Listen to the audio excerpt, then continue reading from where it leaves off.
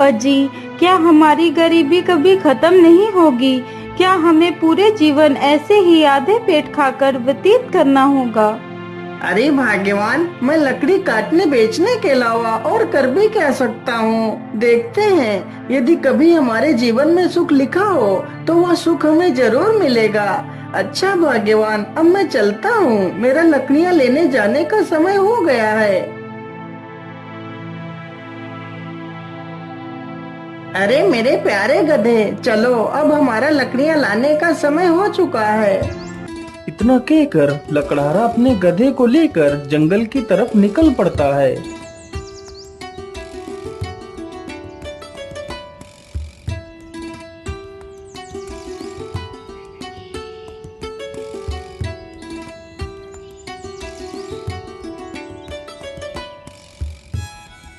मेरे हिसाब से यही पेड़ ठीक रहेगा, चलो इसे ही काट लेता हूँ।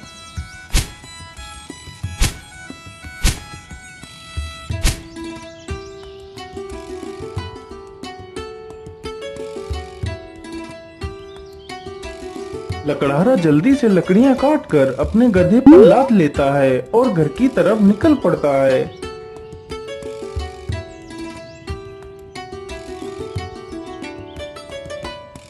पानी, पानी, पानी, मेरी सहायता करो। अरे ये किसकी आवाज है? मुझे लगता है कोई तकलीफ में है, चलो चलकर देखता हूँ। लकड़हारा जल्दी से उसी ओर जाने लगता है जिस ओर से वह आवाज आ रही थी। पानी, पानी, पानी, मेरी सहायता करो। अरे ये क्या? ये तो एक तोता है, लेकिन यह तो पूरी तरह जख्मी हो चुका है। मैं ऐसा करता हूँ, इसे भी अपने साथ ही ले चलता हूँ। लकड़हारा जल्दी से उस तोते को उठा लेता है और उसे भी अपने साथ ले जाता है।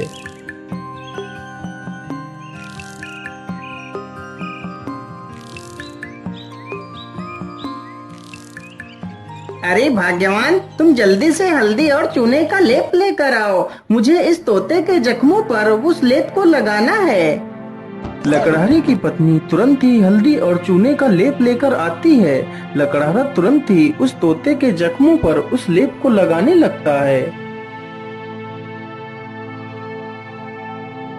अरे तोता भाई, मैंने तुम्हारे जख्मों पर दवाई लगा दी है, अब तुम जल्दी ही स्वस्थ हो जाओगे। इस प्रकार तोता 1-2 दिनों में ही पूरी तरह स्वस्थ हो जाता है।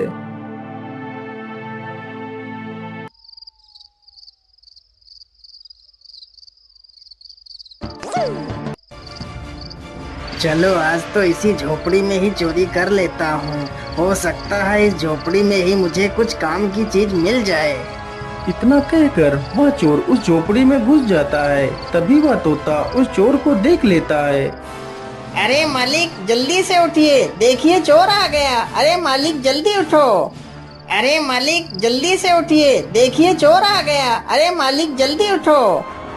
अरे वाह, यह तोता तो बोलता भी है, तो क्यों ना मैं इसी तोते को ही पकड़ ले जाता हूँ। बाजार में तो इसकी कीमत अच्छी मिलेगी, और तो कुछ इस झोपड़ी में दिख भी नहीं रहा है। इतना सोचकर चोर तुरंत ही तोते का पिंजरा उठाता है और वहां से भाग जाता है।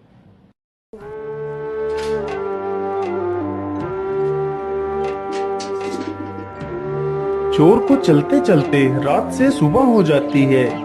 ओहो, मैं तो रात भर चलते चलते कितना थक गया हूँ। चलो ऐसा करता हूँ, थोड़ा इसी पेड़ के नीचे आराम कर लेता हूँ, फिर सोचूंगा इस तोते का क्या करना है। इतना सोचकर चोर उसी पेड़ के नीचे लेटकर सो जाता है। तभी वहां से एक राजा अपने घोड़े पर सवार होकर निकलता है। महाराज मुझे बचा लीजिए, मेरी रक्षा कीजिए महाराज, नहीं तो यह चोर मुझे मार डालेगा। अरे ये कौन है जो मुझे मदद के लिए पुकार रहा है, लेकिन आसपास तो कोई नहीं दिखाई दे रहा है। अरे महाराज उधर नहीं, इधर नीचे देखिए महाराज, मैं इधर हूँ। महाराज मुझे बचा लीजिए, यह चोर मुझे उठाकर ले जा रहा है। अरे वाह, यह तोता तो बोल भी सकता है। चलो मैं इस तोते को खरीद लेता हूँ। यह तोता मेरी पुत्री को बहुत पसंद आएगा। अरे ओ चोर, चल अब उठ जा। और कितना सोएगा तू? महाराज, मैंने कोई चोरी नहीं की, मुझे कुछ मत करना महाराज। नहीं नहीं, मैं तुम्हें कुछ नहीं करूँगा। तुम यह तोता मुझे दे दो, मैं तुम्हें इसके बदले 100 सोने की मोहरें दूंगा। राजा की यह बात सुनकर चोर बहुत खुश हो जाता है। लेकिन याद रहे, मैं तुम्हें ये मोहरें तभी दूंगा यदि तुम आज से चोरी करना छोड़ दोगे। यदि ऐसा नहीं किया तो मैं तुम्हें कारागार में डाल दूंगा। नहीं नहीं महाराज, मैं आज के बाद कोई चोरी नहीं करूंगा। राजा तुरंत ही उस चोर को 100 सोने की मोहरें दे देता है और तोते का पिंजरा लेकर वहां से चला जाता है।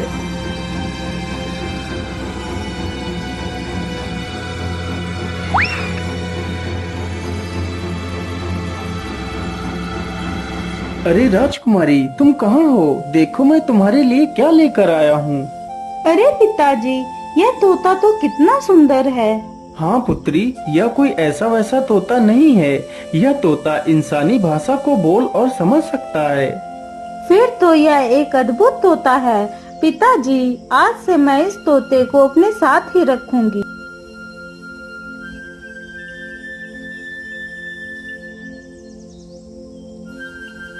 राजकुमारी रोज उस तोते को अच्छे अच्छे पकवान खिलाती, लेकिन तोते को उस लकड़हारे की बहुत ज्यादा याद आती रहती थी। अरे मेरे प्यारे तोते, मैं तुम्हें कुछ भी खिलाती हूँ, तुम उसे सही ढंग से क्यों नहीं खाते हो? क्या बताऊं राजकुमारी जी, मुझे इस पिंजरे में कैद हुए पूरा 1 महीना हो चुका है। मेरा मन भी आकाश में उड़ने को कर रहा है, लेकिन मैं इस पिंजरे में कैद हूँ। मैं क्या कर सकता हूँ?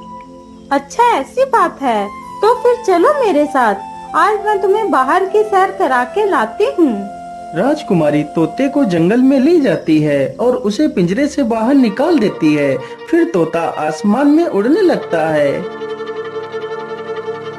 अरे ये क्या, ये पेड़ इतना चमक क्यों रहा है? क्या यह पेड़ कोई जादुई पेड़ है?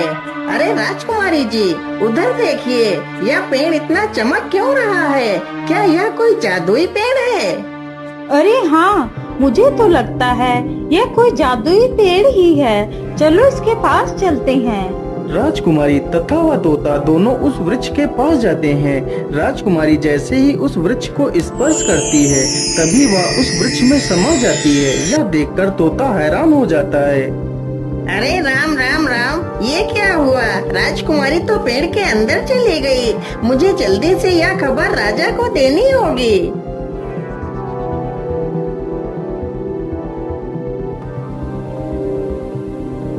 अरे ये मैं कहाँ आ गई? ये कौन सी जगह है?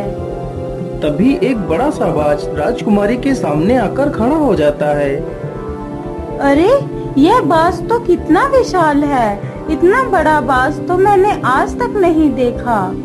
तभी वह बाज राजकुमारी को अपने पंजे में दबाकर उड़ जाता है। अरे दुष्ट बाज, मुझे छोड़ दे। तू मुझे कहाँ ले जा रहा है? वह बाज राजकुमारी को एक गुफा के भीतर ले जाता है, जहाँ एक डायन खड़ी होती है।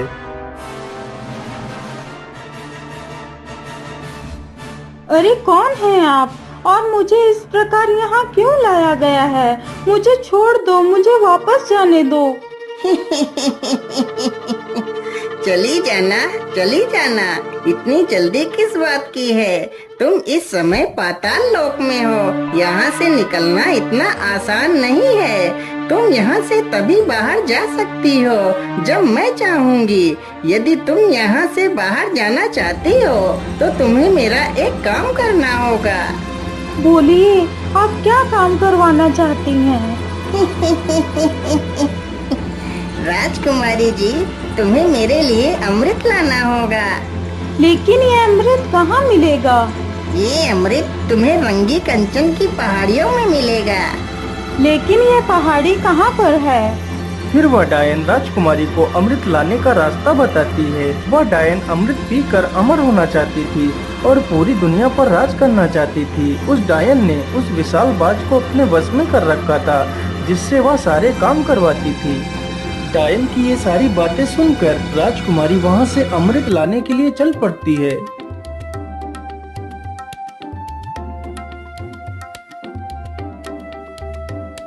राजकुमारी अमृत ढूंढते ढूंढते उन्हीं पहाड़ियों पर पहुंच जाती है जहां पर अमृत था। मुझे लगता है इसी गुफा में ही अमृत होगा। चलो इसके अंदर चलती हूँ। राजकुमारी जैसे ही गुफा के अंदर प्रवेश करने की कोशिश करती है, तभी एक जहरीला सर्प राजकुमारी को डस लेता है और राजकुमारी की वहीं पर मृत्यु हो जाती है।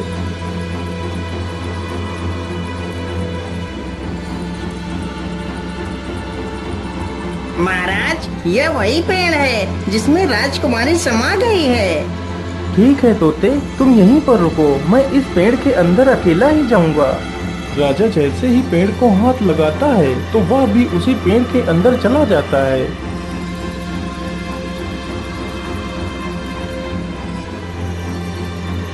तभी वही बाज फिर से आता है और राजा को भी उठाकर उसी डायन के पास ले जाता है।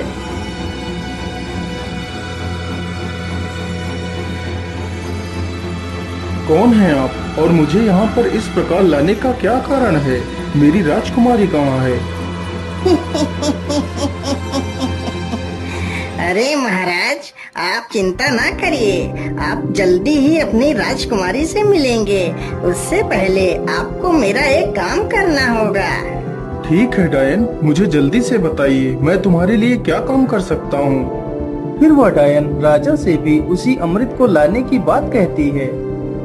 ठीक है डायन, मैं तुम्हें वह अमृत लाकर दे दूंगा, लेकिन मेरी पुत्री को कुछ नहीं होना चाहिए। इतना कहकर राजा अमृत लाने के लिए चल पड़ता है।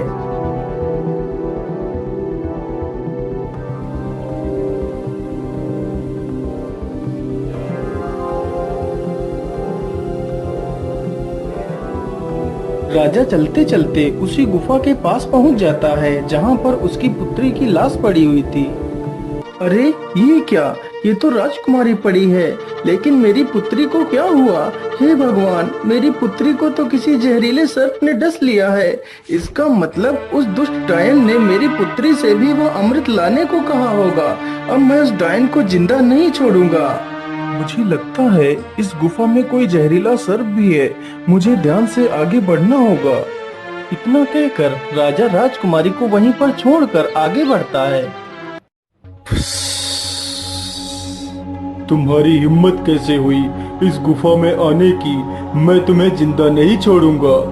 सर्प जैसे ही राजा को डसने के लिए आगे बढ़ता है, राजा तुरंत अपनी तलवार से सर्प के 2 टुकड़े कर देता है।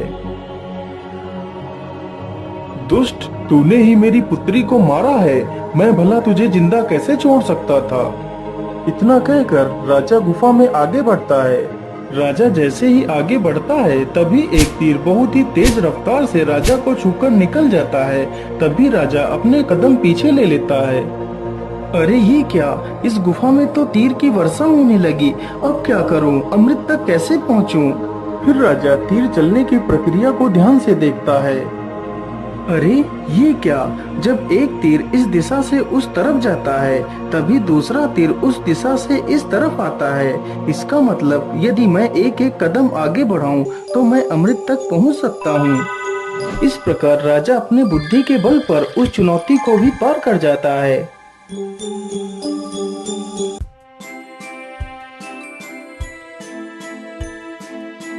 अरे वो रहा अमृत, चलो जल्दी से अमृत को ले लेता हूँ।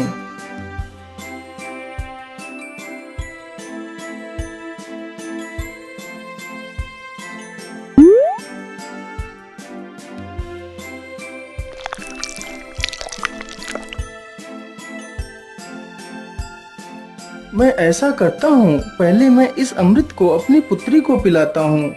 ये सोचकर राजा अपनी पुत्री को अमृत पिलाता है। अमृत पीते ही उसकी पुत्री जीवित हो जाती है। अरे पिताजी, आप यहाँ पर कैसे आ गए? पुत्री, मैं तुम्हें लेने आया हूँ, अब तुम बिल्कुल भी चिंता मत करो, मैं यहाँ पर आ गया हूँ। फिर वह राजा उस अमृत को खुद भी पी लेता है और बाद में बचा हुआ अमृत उस सर्प के मुंह में डाल देता है। अमृत मुंह में पड़ते ही सर्प भी जीवित हो जाता है। फिर वह राजा उस सर्प को अपनी पूरी कहानी सुनाता है। मैंने तुम्हें इसलिए जीवित किया है ताकि तुम फिर से इस अमृत की रक्षा करो। महाराज, मैंने आपको पहचानने में भूल कर दी, मुझे क्षमा कर दीजिए महाराज। अरे नहीं नहीं सर्पदेव, इसमें तुम्हारी कोई गलती नहीं है, या तो तुम्हारा फर्ज था। अच्छा, अब मैं चलता हूँ।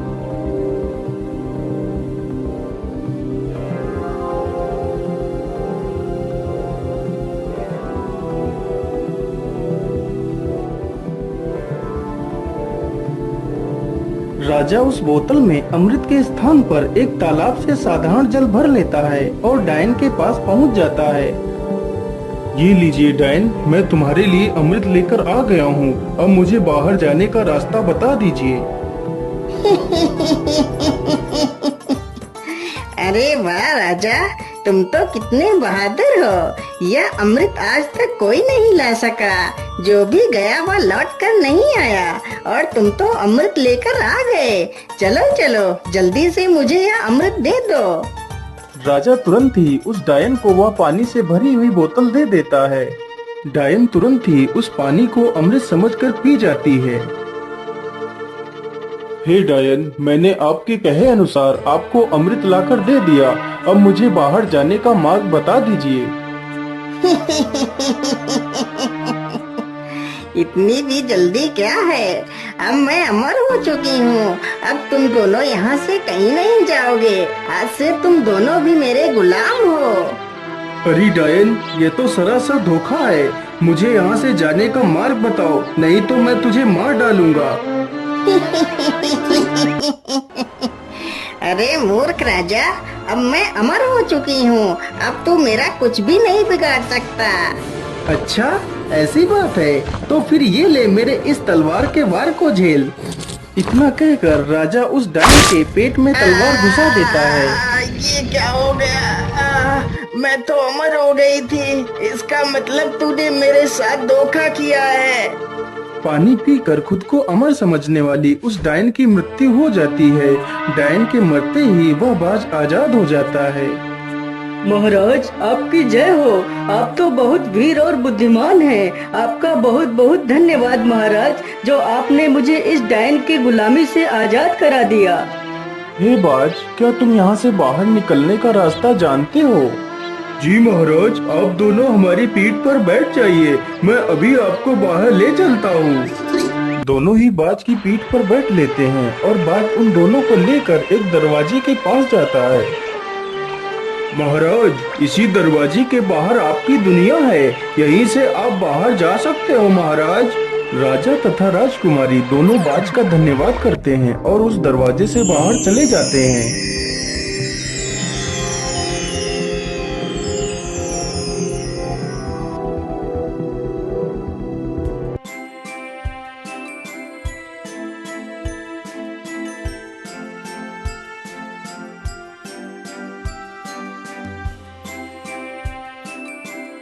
हे तोते, यदि आज तुम न होते तो मैं कभी भी अपनी पुत्री को नहीं पा सकता था। इसलिए मैं तुमसे बहुत प्रसन्न हूँ। आज तुम मुझसे कुछ भी मांग सकते हो। महाराज, यदि आप मुझे कुछ देना ही चाहते हैं तो मुझे 1000 सोने की मोहरें देकर आजाद कर दीजिए। राजा ने ऐसा ही किया। तोते को 1000 स्वर्ण मुद्राएं देकर उसे विदा कर दिया।